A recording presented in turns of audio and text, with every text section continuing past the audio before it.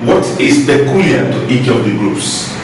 For instance, in Monera, we know that what is peculiar to them is that they are all organisms with cells that have no nucleus. The virus is now separated from blue algae, is separated from bacteria. Why do we separate them? Virus is known as the smallest living organism.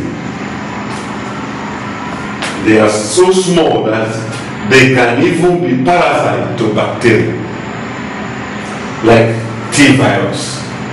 Now, viruses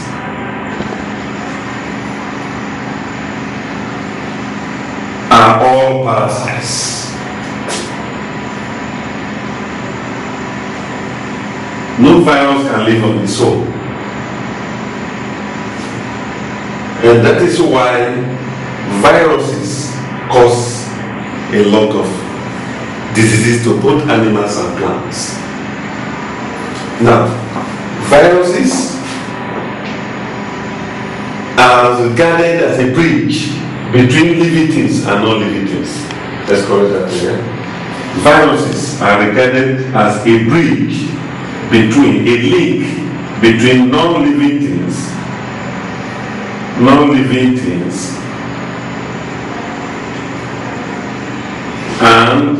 living things.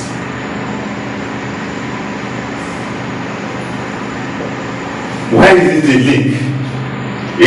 Viruses on their own could not exhibit live activities. When they are free, they are not attached to their host. They just exist as just crystalline particles, existing as crystalline particles, unable to reproduce and carry out other life activities.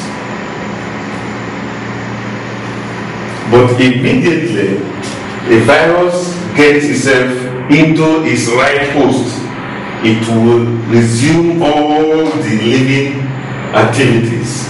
For instance, viruses cannot reproduce on their own. They need the cells of their host, which they will inject their own DNA into, and the whole cell will start to produce viral cells. I think that is a wonderful method of reproduction.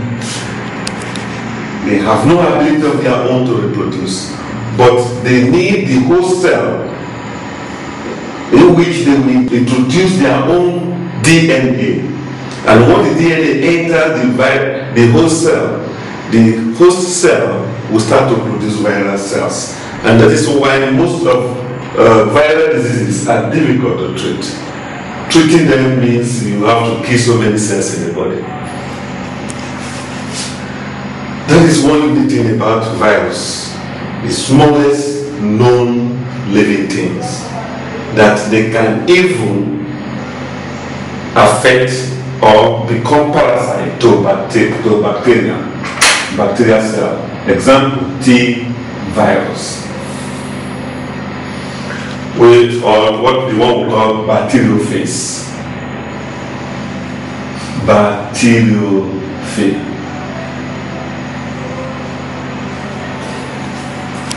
We have this dreaded HIV.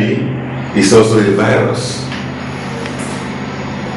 HIV, human immunovirus.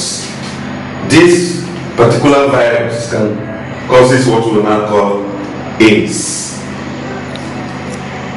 Hepatitis, the disease of the liver, is also caused by virus. So so on and so forth. So we now know that virus is unique in some way because it's a prokaryote, one cell organism.